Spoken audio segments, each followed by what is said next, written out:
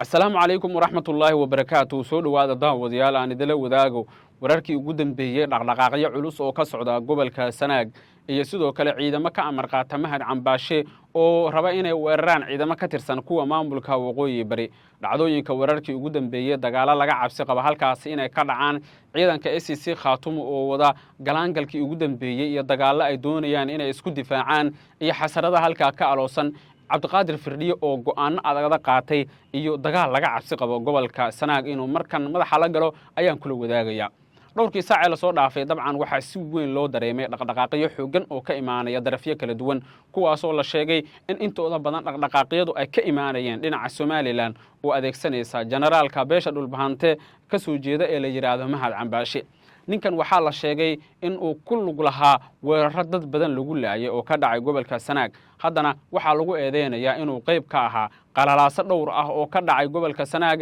kaasi oo la sheegay in uu dhexmaray ciidanka Somaliland ciidanka maamulka waqooyi bari iyo maleeshiyad hubaysan hadda mahad cambaashe isaga waxaa lagu eedeynayaa in beeshiisa dhulbahante mar kale loo adeegsanayo inuu duulaan ku qaado dhawaan wuxuu ka soo muuqday kaamirada isagoo oo diif iyo duruuf badan ay ka muuqato oo loola jeedo ama loo arkay markan in uu oday wajahay xaalada ka dhashay dagaaladii ka dhacay gobolka Sanaag cambaashe tiro dhowr jeer ayaa si hoose iyo si kore loola hadlay warbaahinta ayaa lagala hadlay ergooyin ayaa loo diray waxa bal si uun looga dhaadhiciyo cambaashe inuu ka joogo qalalaasahan iyo dhibaatooyinkan cagaha uu kula jiro ee ku saabsan xasarada halkaasi ka jira xogta la helayo waxay tilmaamaysaa in dhowrkii saac la soo dhaafay sidaas oo kale ay jireen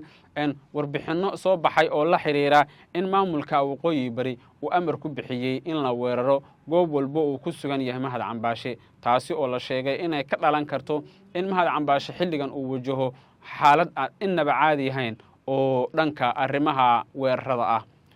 dadka arrimaha la socda waxay leeyihiin beesha dhulbahante laftirkeeda iyada ayaa looga baahnaa in ay gacan bir ah ku qabato cambaashe sidaas si lamida gacan bir ah ay ku qabato cid walba oo diidan maamulka cabdiqaadir firdhiye uu hogaamiyo cabdiqaadir firdhiye laftirkiisa waxaa la soo warinayaa inuu maalmaha soo aadan qaadan doono go'aano waaweyn kuwaas oo la sheegay in intooda badan ay ku saabsanaan doonaan xaaladaha taagan walow macluumaadka hadda soo baxaya ay tilmaamayaan in ay jiraan aragtiyo kala duwan oo la xiriira dhismaha maamulka waqooyi bari oo sulug xog laga muujinayo haddana xogta la helaya waxay tilmaamaysaa in saacadaha soo aadan la arki karo ifaalo muujinaya sida maamulka waqooyi bari xilligan uu ugu heelan yahay burburinta maamulka magaalada Cergaabo laftirkeeda dhaqdhaqaaqa xoog leh ayaa laga soo warinaya saacad walbana waxaa laga cabsi qabaa dagaal laakiin markaad eegtid wararkii ugu dambeeyay ee amuurta ku saabsan xaaladdu waxay ku tusinaysaa in dhinacyadu ay heegan ku kala jiraan oo midba midka kale uu iska fiirinayo isla markaana uu ka digtoon yahay bal inuu weerar ku qaado haddii aan dib ku xasuusiyo waxaa jiray aragtiyo kala duwan oo ka imaanayay qaybaha kala duwan ee bulshada taasi oo la xiriirta in xilligan loo baahnayn in Cergaabo weerar lagu qaado sababtoo ah cabdiqaadir firdhiye caleemasaarkiisii weliba uusan dhicin martida ka qayb galaysa magaalada Laascaanana lama tuso in maamulkoodu uusan xasilooneyn inaysan xabad ridin ciidanka maamulka waqooyi barina dad badan ayaa aaminsan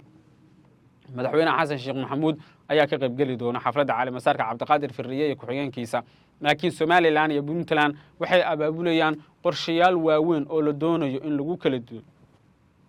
kala dilo dowladda Soomaaliya maamulka waqooyi bari xubnaha beesha caalamka maamulka waqooyi bari dowlad goboleedyada loona sheego in la ascaano iyo ilaa gobolka Sanaag aysan xaaladdu xasilooneyn dabcan waa qorshaha ay ka shaqeynayaan maamulka waqooyi bari waa maamulka andhahay Somaliland iyo maamulka Puntland kuwaas oo doonaya in toos dagaalka loo galo oo xaaladdu ay faraha ka baxdo